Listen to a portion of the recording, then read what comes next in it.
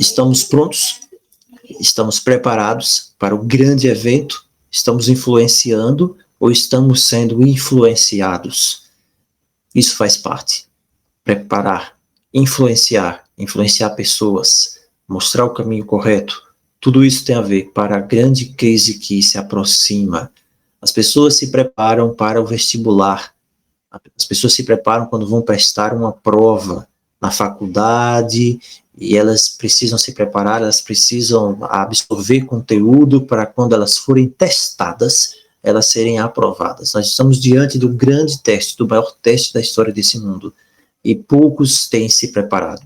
Poucos têm bebido do Espírito, poucos têm feito fortaleza em Cristo para essa preparação. Como essa preparação deve ser feita? Nós vamos ver alguma coisa relacionada a isso nos próximos dias.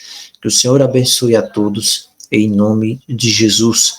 Nós vamos hoje, o nosso tema de hoje vai falar sobre em uma hora em que não pensais. Não sei se nós vamos ter como terminar esse tema hoje. E é muito bom quando a gente inicia um tema que não termina ele no mesmo dia, mas isso vai nos dar ânimo e fôlego para o próximo dia, para a próxima noite. Mas que o Senhor abençoe a todos. Pelo horário, eu quero dar as boas-vindas aos queridos irmãos, irmã Kate, irmão Eric, irmã Adriana, irmã Rosandre. O Senhor abençoe a todos em nome de Jesus. Nós vamos iniciar agora com uma oração. Pai que habitas nos altos céus, louvado, exaltado, glorificado seja o teu nome, desde agora para todo sempre. Nós te pedimos que nesse grande vestibular dos séculos que se aproxima, no grande teste que irá testar o caráter, a fé, ao extremo de cada uma das pessoas que vivem sobre esta terra nestes últimos dias, o grande momento para o qual apontam todas as escrituras proféticas escritas pela inspiração do teu Espírito no decorrer dos séculos do milênio, está chegando. Um momento de teste, o grande momento final. Nós te suplicamos que sejas conosco, nos habilite a vencer, nos dê as qualidades necessárias para que nós possamos estar prontos, para que a nossa casa possa estar pronta, para que a nossa família possa estar pronta. Nós não podemos confiar no auxílio do país, no auxílio do poder civil. A nossa fé, ela deve estar apenas centrada em Ti. E para isso nós precisamos de um relacionamento pessoal contigo agora, não amanhã e nem depois. Ajuda-nos nessa jornada. Faz-nos compreender quais são os passos, as qualidades necessárias e como nós podemos sobreviver, estar firmes diante de todos os acontecimentos que em breve irão se desdobrar sobre esse mundo. Permanece conosco, se com cada pedido de oração. Abençoa o teu povo espalhado por essa face da terra, onde quer que se encontre. Conceda a porção dobrada do teu Espírito, porque é hora de despertarmos do sono, uma grande urgência precisa se apossar do nosso coração, para que nós possamos entender a hora que estamos vivendo, a grande hora, a hora da meia-noite está chegando, que também é a hora mais escura, mas também é a hora da libertação. Nós te suplicamos estas bênçãos. Fica conosco, nos abençoa. Quem sabe seja esta a última oportunidade que teremos para receber de Ti a seiva do Espírito que nós tanto precisamos. Não nos permita que venhamos a ser enganados pelas nossas próprias suposições. Pelas suposições da nossa mente sobre o que é certo, sobre o que é errado, sobre o que vai acontecer agora, sobre o que não vai acontecer agora. Ajuda-nos apenas a estar preparados. Permanece conosco, seja conosco e nos abençoa nestes estudos que estão iniciando agora. Nós te suplicamos, no doce, eterno e poderoso nome de Jesus. Amém. Muito bem, preparação para a crise final. Em uma hora em que não pensais. Eu acredito que você sabe muito bem de onde vem essa frase. É uma palavra que o próprio Senhor Jesus fala. Nós chegamos no momento em que o verdadeiro povo de Deus, aqueles que creem, eles serão marginalizados pelos seus próprios irmãos. Eu sei que isso pode soar uma declaração chocante para algumas pessoas, mas isso é a verdade.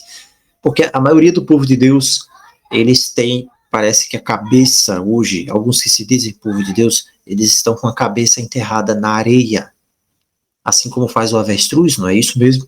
Eles não querem saber o que vai acontecer no futuro, eles não estão prestando atenção. Meus amigos, meus irmãos, nós estamos chegando no chamado clamor da meia-noite, como na parábola lá das virgens. À meia-noite ouviu-se um grito, eis o noivo saiu ao seu encontro. Nós estamos chegando no momento sobre o que vai acontecer, né? Os grandes juízos de Deus. Nós estamos chegando na chamada última chuva, na chamada chuva serôdia. Mas muitas pessoas não acreditam, nem estão interessadas em receber a chuva serôdia, nem estarem prontas para esses eventos. Muitas pessoas acham que é fanatismo. E eles vão rotular aquelas pessoas que creem como legalistas. Infelizmente, irmãos, mal posso acreditar, mas nós chegamos nesse momento, num momento como esse. Hoje, você vê poucos chamados pastores que realmente estão dispostos a proclamar a mensagem dos 3 anjos. Na verdade, eu não lembro de ter visto um pastor desses popular que estão com canal no YouTube, ou Instagram, internet, proclamando mensagem alguma de Apocalipse 14 que fala sobre os 3 anjos. Especialmente a mensagem do 3º anjo, que adverte as pessoas a se desassociarem das falsas doutrinas e ensinamentos de Roma. Sabe por quê? Porque, na verdade, hoje não existe mais isso, de falsa doutrina, de ensinamento de Roma. O que existe é apenas uma pregação de amor, onde todo mundo está bem, se todo mundo estiver bem. Então, não existe essa coisa mais de falsas doutrinas, existe apenas um ponto de vista. Não sei se você já parou para prestar atenção nisso. Falsas doutrinas é algo muito relativo hoje, mas a palavra de Deus permanece intocada.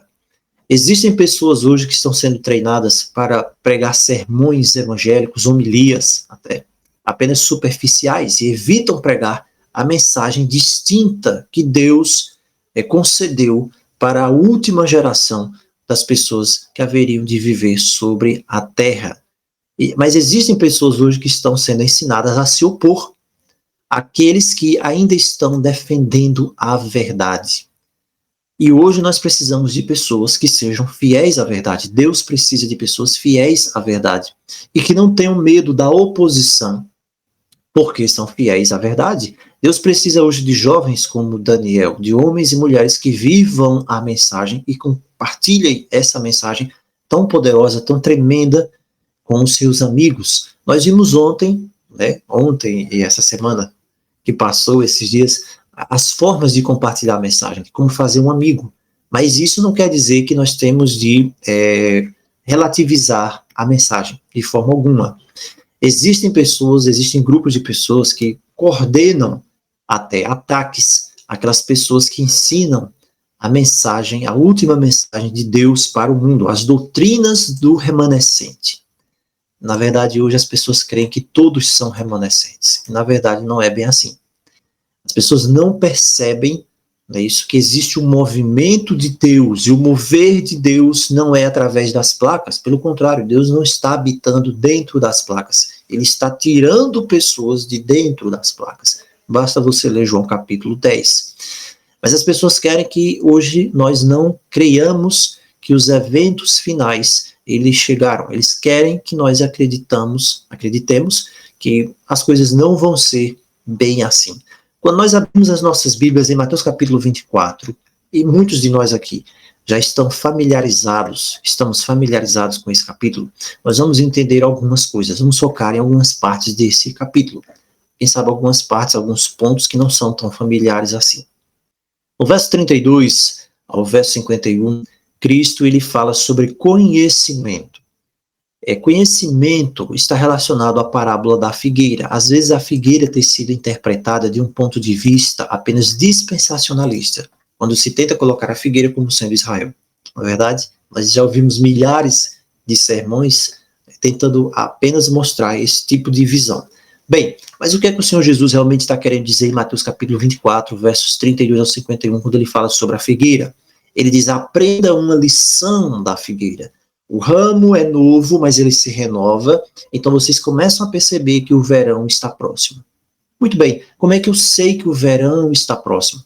Você nota as folhas novas, você nota os galhos ali, pequenos galhos. Esses são sinais de que o verão está próximo.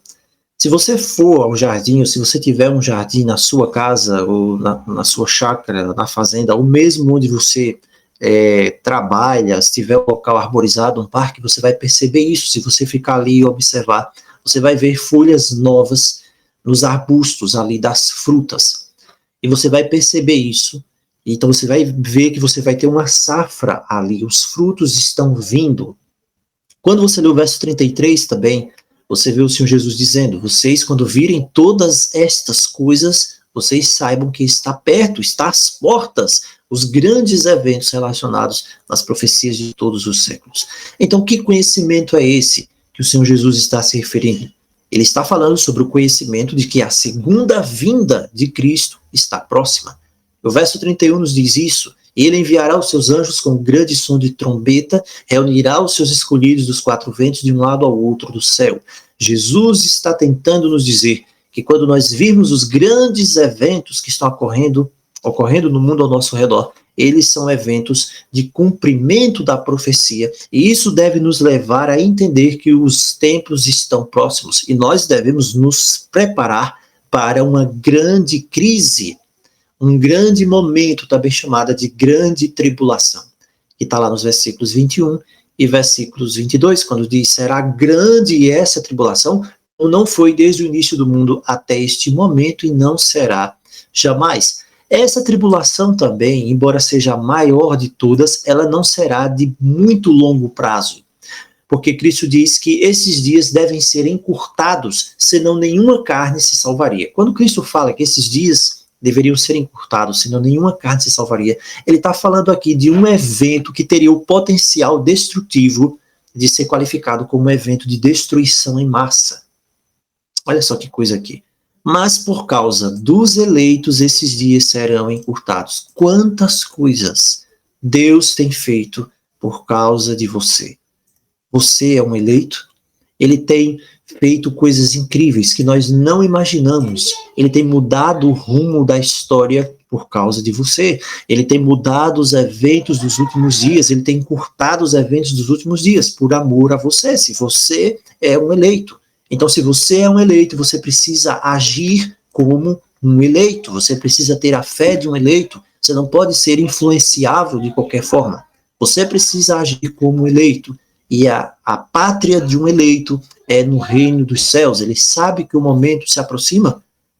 Você quer ser um eleito, não é? Eu quero ser eleito também.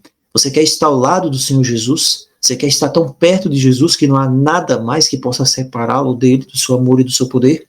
Você sente que precisa do poder dele? Eu sinto isso, você sente também. Porque se nós não sentirmos isso, nós então seremos enganados. Nós não podemos ser os eleitos. Nós não podemos lutar contra a mensagem que Deus nos dá para esses últimos dias. A mensagem de Deus nesses últimos dias não é fique em casa, vamos dizer assim. Nada a ver com política. A mensagem de Deus desses últimos dias não é fique tranquilo no seu sofá, esperando que aconteça tudo lá fora, que um belo dia, uma nuvem surja lá nos céus, que você olhe e veja que é Jesus, levante as mãos para cima e o anjo vem e desce, te leva lá e você é arrebatado. Não é essa a mensagem de Deus, não é assim que as coisas vão acontecer. Então tem muitas pessoas hoje que preferem não acreditar naquilo que fala em Apocalipse 13. Isso não vai acontecer agora, não vai acontecer nada de crise, nada de perseguição, não pense nisso, relaxe. Essa é a mensagem popular que é dita hoje. Deus é amor, Deus, ele te ama, você não tem que ser perfeito, você tem de apenas crer e adorar e dizer que está cheio do fogo do Espírito Santo. Infelizmente não é assim. Cristo está preocupado com a minha atitude, com a sua atitude em relação aos 10 mandamentos? Claro que está, porque isso revela a sua atitude em relação a ele mesmo. Ele quer que você o obedeça e ter uma relação de obediência a ele pelos seus 10 mandamentos, não apenas pelos seus 10 mandamentos, mas uma relação de obediência total em tudo quanto a sua palavra nos diz. E isso vai lhe levar a ter uma vitória maior sobre o pecado pelos méritos do seu sangue. Mas o ensinamento predominante hoje dentro do meio religioso é que você não pode superar o pecado, mesmo que Cristo habite em você. Então, quando alguém ensina dentro do sistema religioso que você não pode superar o pecado, mesmo Cristo vivendo em você, ele está ensinando que Cristo não tem poder. Você vai crer num Cristo que é fraco, ineficaz, Cristo é impotente, Cristo tem menos poder, o inimigo é mais poderoso. Não tem lógica isso. A verdade sobre o Evangelho, a coisa incrível sobre o Evangelho, que o Evangelho ensina, é que não apenas Cristo nos perdoa, mas ele também nos purifica de todo o pecado e nos dá poder para vencer. Os nossos corações, o seu coração pode ser transformado quando você une o seu coração ao de Cristo e você torna-se invencível contra todos os dardos do inimigo. Efésios 6,16. Acima de tudo, tome o escudo da fé e você vai ser capaz de vencer todos os dardos do maligno. A fé no poder de Cristo, não no seu poder. A fé na direção de Cristo, não no que você acha certo. A fé no que Cristo diz, no caminho que ele apresenta, não no que eu acho melhor. Não é na forma como eu leio a Escritura, não é na forma como eu interpreto, é na forma que ele diz. E a forma como ele diz, o caminho que ele diz, não é o mais largo, é o mais estreito. É isso que lhe dará poder sobre o inimigo, porque senão eu serei enganado. Satanás não é mais poderoso do que Cristo na minha vida, nem na sua. Então, na pregação hoje, é comum, popular, se Cristo não pode me salvar da forma mais absoluta, como está lá em Hebreus 7,25, então ele não é Cristo. Ele não é apenas capaz de salvar o homem que está na sarjeta, o viciado, o drogado, a pessoa que está se prostituindo. Ele pode salvá-lo e livrá-lo para o mais absoluto. Isso significa que ele pode até mesmo lidar com os pequenos males, as coisas ruins ali que você tem na sua vida, os defeitos de caráter que só você sabe, ninguém viu, nem seu esposo, nem sua esposa, nem seus filhos, mas ele sabe, ele pode me salvar dos meus pecados socialmente aceitáveis. A sociedade aceita. Os pequenos vícios, a minha língua. Nossa, tem gente, né, que é o ditado, que quando morre vai no caixão e a língua vai no outro caixão. Ele pode livrar disso, ele pode transformar todas as tendências. Por isso ele é o mais completo, único, absoluto Salvador. Esse é o Messias, é Cristo a quem servimos. Ele nos ama tanto que ele está disposto a enviar todo o céu para estar ao seu lado, para que você possa derrotar o inimigo na sua vida e ser o sacerdote no seu lar, e você ser aquela esposa âncora na sua casa, para que o reino dos céus, para que o céu possa baixar e estar dentro da sua residência. O problema é que muitas vezes eu não estou tão disposto assim a ter essa relação com Jesus. Infelizmente. Infelizmente, pelo meu dia a dia, eu não quero uma relação de coração com ele, para estar mais perto dele. Não é? Então, quando você se conforma com a vontade de Deus, as suas palavras na sua vida, então o seu caráter, ele é transformado e você tem uma conexão com ele. Quando alguém renuncia ao pecado, e o pecado é a transgressão da lei de Deus, está escrito na palavra. O pecado é transgressão da lei de Deus. Quando você renuncia, a sua vida é trazida em conformidade com a lei, em perfeita obediência. Isso é trabalho do Espírito Santo. Isso é trabalho do Espírito. São os esforços do Espírito falando ao coração, produzindo no coração o amor genuíno por Cristo, que deu a si mesmo todo o seu sacrifício para me redimir, para redimir você de corpo, alma e espírito. E esse amor, através do Espírito, ele se manifesta através da obediência. Então existe uma linha de demarcação. Uma linha bem simples. Existe uma linha de demarcação simples e distinta entre aqueles que amam a Deus e que mantêm os seus mandamentos e aqueles que não amam. Eles consideram seus preceitos. É o amor de Cristo que traz perfeita obediência à sua lei. Cristo em nós transforma a nossa personalidade na sua semelhança e nós vamos poder obedecer a ele em perfeita obediência. Verso 34 de Mateus 24. Eu digo a vocês, na verdade, esta geração não passará até que todas estas coisas sejam cumpridas. De que geração ele está falando aqui? Com certeza ele está falando da última geração. Todo o discurso dele aqui é sobre os eventos dos últimos dias, então ele tem de estar falando sobre nós, porque nós estamos vivendo nos últimos dias, não aqueles que estavam vivendo na sua época. Não, ele está falando sobre aqueles que estão procurando entender os sinais dos tempos, e ele agora diz que esta geração é a geração que não vai passar, em que todas estas profecias sejam cumpridas e todas as tentações do inimigo sejam superadas. Isso não quer dizer que você não vai morrer, ou que eu não vou morrer, quem sabe, eventualmente. Ele está dizendo que Sempre haverá aqueles que irão crer, que irão ensinar, que irão pregar a mesma verdade até Jesus voltar. Esta é a geração dos últimos dias. Ai, irmãos, quantos pregadores não fizeram isso já? Não precisa nem falar aqui sobre Noé, pregador da justiça, como diz a palavra. Noé, pregador da justiça, falou sobre o fim do mundo. Noé era um, Enoque também era outro. Enoque já falou da segunda vinda até de Cristo, como está lá em Judas. A geração que acredita nas palavras do Senhor Jesus, ela não passará, ela permanece, ela vai alcançar o fim. O inimigo, ele pode lançar um ataque à verdade de Deus, o inimigo pode usar aqueles quem ele queira usar. E ele vai usar muitas vezes pessoas respeitadas. O inimigo pode encontrar maneiras de se infiltrar ali no meio do povo de Deus, tentar desencorajar as pessoas, distrair as pessoas da mensagem. Mas Cristo está dizendo que ele sempre terá pessoas que crerão, que ensinarão um Cristo poderoso, que é capaz de me impedir de cair. Judas 24, eu amo esse verso de Judas capítulo 24. Ele é poderoso para impedir que você caia. Cristo sempre terá pessoas que se manterão firmes nos ensinamentos da Escritura e vão obedecer a ele através da fé. Aqueles que estão ensinando que é impossível superar o pecado estão ensinando o oposto das Escrituras. Eles estão ensinando um Cristo fraco, impotente. É exatamente isso que o inimigo quer que você pense. Que Cristo é incapaz de impedi-lo de cair em tentação. Certo dia eu ouvi um pregador pregando que você não deve chegar a Deus e clamar e pedir pelo poder de Deus. Deus é como se tornou um psicólogo. Você chega diante de Deus e vai chorar nos ombros dele. Ou que Deus vai chorar junto com você, porque você é um pecador. Que absurdo!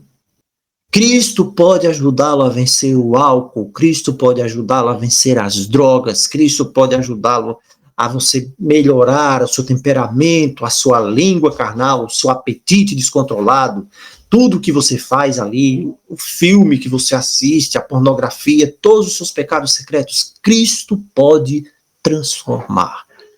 Mas por outro lado, o inimigo quer que você desista, porque desistir é mais fácil. Muito fácil desistir, é simplesmente você não fazer nada. Desista dessa boa luta. Então essa mensagem é simplesmente que você não precisa lutar. Mas o Jesus que eu conheço, o Deus que eu conheço, ele usa o termo vencedor várias vezes. Na última mensagem que se encontra no livro do Apocalipse, ele vai usar esse termo 8 vezes. Apocalipse capítulo 2, Apocalipse capítulo 3, ele está enfatizando que apenas os vencedores. Na versão lá do Rei James, na King James em inglês, ele vai dizer assim, você é o superador, você precisa superar. Apocalipse 2,7.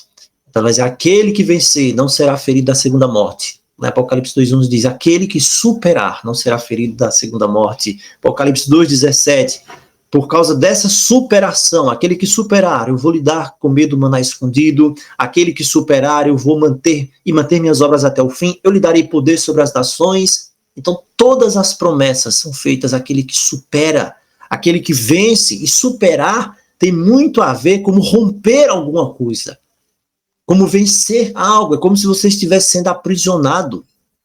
Lembra de Sansão, quando ele foi amarrado com aquelas cordas ali, e o Espírito de Deus veio sobre ele, Sansão estava amarrado com cordas ali, corda eu acho de amarrar, de ancorar navio, mas o Espírito de Deus veio sobre ele, e a palavra diz que ele rompeu aquelas cordas ali como se fosse um cabelo queimado diante do fogo, porque Deus lhe deu o poder de superar. E no Apocalipse, as promessas são feitas para quem supera. As promessas são feitas para quem vence. As promessas são feitas para aquele que não deixa ser enganado nem amarrado pela teia do pecado. Essas são promessas maravilhosas. Elas são feitas por Jesus. Você precisa superar. Você precisa superar a sua própria inteligência, deixar de acreditar em si mesmo, no que você acredita ou deixa de acreditar, e acreditar naquilo que o Senhor está falando, naquilo que Ele está revelando, nas promessas que Ele fez. Ele está falando sobre superar o pecado aqui. Não há dúvida que ele está falando sobre viver pelo poder de Deus na sua vida. E você não pode superar sem Cristo.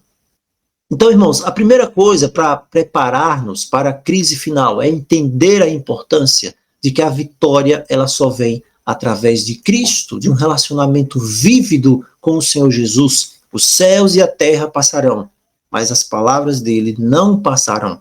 Então, meus irmãos, meus amigos, a fé depende nas palavras de Jesus para fazer o que elas dizem que você pode ser, o que você pode fazer. Se Jesus diz que ele é capaz de evitar que você caia, Judas 24, não significa o que ele diz? Claro que significa. Se ele diz que é capaz de impedir de você cair, com certeza ele vai lhe dar experiência de vencer a cada pecado. Isso é a plena verdade. As palavras de Jesus irão sustentá-lo. É isso que diz. Também no verso 36 de Mateus 24, aquele dia e hora ninguém conhece, nenhum homem conhece, nem os anjos dos céus conhecem, somente o Pai. Ele está dizendo que não podemos saber o dia nem a hora, mas podemos saber que ele está próximo, baseado nos sinais dos tempos, dos eventos que estão se desenrolando no nosso mundo. Eu não posso deixar para me preparar na última hora.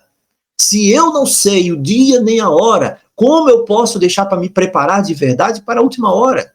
Imagina só se eu soubesse hipoteticamente que um grande terremoto vai acontecer aqui onde eu moro nas próximas 24 horas. Seria sábio eu deixar para sair da minha casa na 24ª hora? Claro que não. Claro que não. A mesma coisa Jesus está dizendo aqui no verso 36, aquele dia e hora ninguém conhece, mas você está preparado, você não pode brincar com isso. Você sabe os sinais dos tempos. Mas tem pessoas que dizem que você não precisa se preocupar. Não, você não precisa se preocupar, você pode superar, né? Ou então, o pecado, você também não pode superar o pecado, você não tem que pensar no fim dos tempos. As pessoas, né, estão falando para que você relaxe, que você fique tranquilo.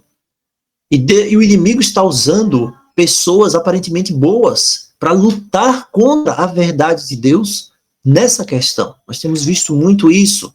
Marcos 13:33. Preste atenção, observem, orem, pois vocês não sabem quando é a hora. O inimigo está fazendo de tudo. Presta bem atenção no que eu vou dizer agora. O inimigo, eu estou falando isso aqui para todos nós, mas estou falando isso aqui de uma forma especial para alguém. O inimigo está fazendo tudo o que ele pode para manter você distraído, distraída, para manter você entretido, preocupado com uma coisa, com outra, tão assim, sabe, sobrecarregado que você negligencia passar um tempo que você poderia passar com Jesus e aprender sobre ele. Mas em Mateus 26:41 ele diz que você deve orar para que você não entre em tentação, para que você não caia em tentação. Nós somos chamados nessa última geração a prestar atenção às coisas que têm a ver com a segunda vinda do Senhor. Ele disse, assim como foi nos dias de Noé, assim também será na vinda do Filho do Homem. A última geração de Deus, os seus servos que proclamam as mensagens, lá de Apocalipse, dos 3 anjos, a mensagem do 4º anjo, também de Apocalipse 18, diz, sai dela, povo meu, mas as pessoas não sabem sequer onde estão para poder sair. Essa mensagem, hoje, ela é tratada com desprezo, assim como também trataram com desprezo a mesma mensagem que foi dada por Noé. Trataram com desprezo essa mensagem. Eles não acreditaram quando Noé falava sobre isso. Primeira coisa, não havia condições naturais para chover na época do dilúvio. Isso é uma coisa que alguns não sabem. Na época do dilúvio, não chovia. Na época do dilúvio, não chovia. A Escritura diz que subia uma molhação e então a terra era regada. Não havia chuva. Quando Noé diz que vai acontecer um dilúvio, que a água vai cair lá de cima, os estudiosos da época diziam, você é louco. Você está indo contra a ciência oficial. Irmãos, na época de Noé, não era a época da idade da pedra. Eles tentam hoje, a ciência oficial, tentar colocar que quanto mais no passado era o passado, mais os homens eram ignorantes. Pelo contrário, mais os homens eram sábios. Mais eles eram sábios. A sociedade da época de Noé era uma sociedade extremamente avançada, desenvolvida. Aquilo que você imagina hoje que são contos como Atlântida, Lemúria e outras coisas mais, era uma realidade da época que Noé vivia, uma sociedade extremamente avançada, mas depravada, decaída espiritualmente, dominada por demônios. Noé era o único puro. Então eles ridicularizaram Noé, maluco, louco, veja, a ciência diz que não pode, mas Noé dizia que o Senhor havia dito que podia. Não, você é um louco, você tem que ser internado, não existe isso, Deus não falou com você, e é impossível isso acontecer, uma inundação sobre a terra. Eles tinham os cientistas dele. Eles diziam, isso é tolice, não existe isso. Noé é um velho iludido, gagá, o fim do mundo está para acontecer, isso nunca vai acontecer. desista dessa história, pare de construir essa arca. O mesmo acontece hoje.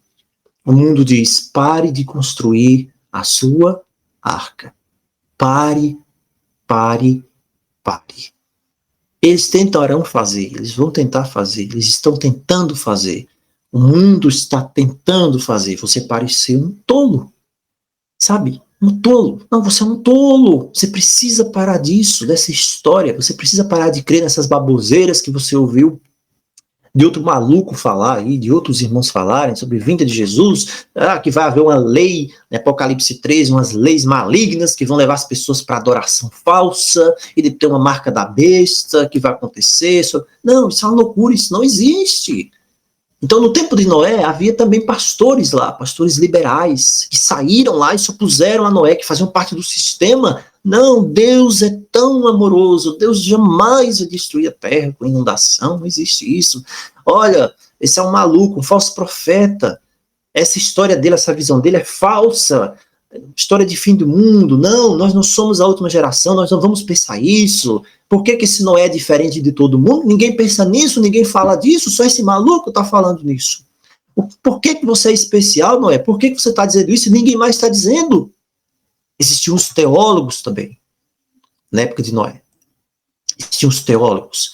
E os teólogos e professores de seminários na época, eles não davam credibilidade ao que Noé dizia. O caráter de Deus é tão cheio de amor, Deus não vai fazer isso, destruir os ímpios. Então, muitos argumentos teológicos, sutis, e todo mundo junto ali, mas só um estava andando contra a maré.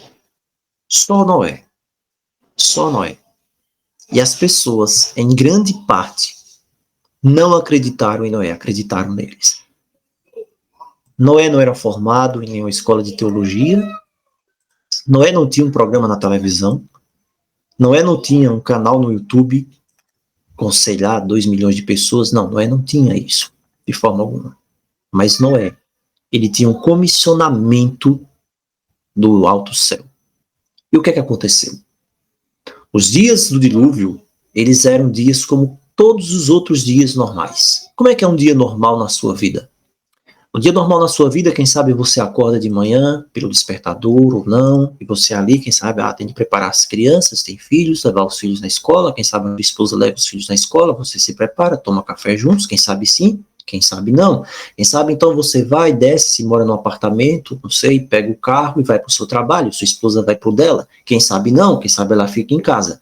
Ou então você vai, chega meio-dia e volta, e a sua esposa já pegou os filhos na escola, quem sabe sim, quem sabe não, ela está em casa já, e ela não foi, você traz os filhos para a escola, e quem sabe você também não vem almoçar no meio-dia em casa, porque ficou para o trabalho, você chega depois, tipicamente ao dia, ou então você não tem carro, você vai de ônibus e pega 3, 4 conduções numa cidade caótica, e quem sabe você acha que isso é normal, você acostumou a viver assim, e o sol vai e se põe, e o sol nasce mais uma vez e tudo é repetido, e o sol se põe mais uma vez, e o sol se nasce mais uma vez. E a vida, aparentemente, se resume a isso. E nada de diferente aconteceu, você olha as notícias no celular, e você vê ali o que aconteceu, uma briga do político A com o político B, a gasolina aumentou, ou então a gasolina diminuiu, uma nação lá do outro lado do mundo está ameaçando outra nação, e você diz, nossa, que coisa terrível, que coisa triste, mas eu não posso fazer nada, não é comigo, então simplesmente só estou sabendo. Isso não influencia nada a minha vida aqui. O que influencia é no final do mês eu receber o meu salário e poder comprar as minhas coisas e pagar as minhas contas. Deixa eu te dizer uma coisa, na época do dilúvio, os dias eram exatamente iguais. As coisas aconteceram exatamente iguais. No dia que Noé recebeu a ordem de Deus para entrar na arca, depois de ter insistido tão loucamente aos olhos das pessoas para construir um barco no meio de um deserto. A verdade é essa, um barco no meio de uma terra plana, que não tinha nem um riacho perto. E as coisas de Deus desafiam a lógica, não é verdade? Mas se você crer nele, você vai ter que também andar contra a maré. E um dia nasceu normal, o sol nasceu, estava tudo normal, as pessoas estavam indo para o seu trabalho, as pessoas estavam indo para o seu divertimento, quem sabe alguém ali estava chegando do show do Guns N' Roses da época, não sei. As pessoas estavam vivendo normais, negociando, a banca de feira estava ali, o cara estava vendendo, o outro estava cobrando juros, o banco estava aberto, tudo estava normal na época de Noé. Até que chegou o dia daquele monumento que era a arca que servia de zombaria, que Deus disse, entra na arca hoje.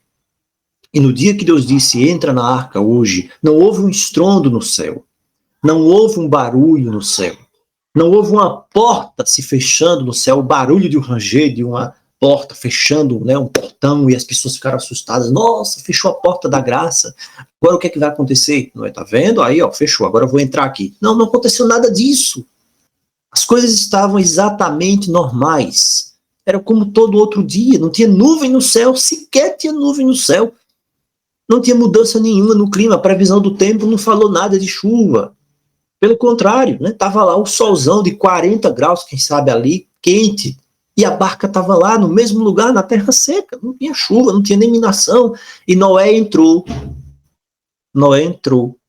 naquele dia com seus filhos para dentro da barca, terra seca, 40 graus, e as pessoas ridicularizando, né, e ele estava lá dentro, não tinha nuvem ali, estavam os animais lá dentro, imagina o cheiro que estava lá dentro, você está ali com um boi, com todo tipo de animal ali, deve ter um cheiro, né, meio forte ali, você está ali junto com aqueles animais, separados ali, umas grades, aquela coisa toda. Noé entrou ali. O interessante é que quando Noé entra ali também, tem filmes que retratam assim, começa a chuva vir, e Noé vai fazer de tudo para entrar, e o povo está quase entrando com Noé também. Não foi nada desse jeito, nada disso, conversa de filme. Noé entra, tá tudo ali sequinho, não chove nada. Quando Noé entra, Deus fecha a porta ali. Aí começa a chover. Claro que não começa a chover. Quando Noé entra ali dentro da arca, ele vai passar mais 7 dias com o sol rachando dentro da arca, sem chover. Deus estava testando Noé. E Noé fica ali dentro da arca. E os filhos dizem, cadê, pai, a chuva? Já pensou? Pai, cadê a chuva? Cadê a nuvem? Olhava pela janela, o sol queimando lá em cima, o céu azul, sem ter uma nuvem sequer, e as pessoas lá fora zombando, Noé, maluco, sai daí de dentro, você vai morrer aí tostado, Noé. E Noé lá dentro. Noé estava lá dentro. Aí vem a noite, também não chove. Aí, será que vai vir? Será que vai ser a noite, pai, que vai começar essa chuvada toda?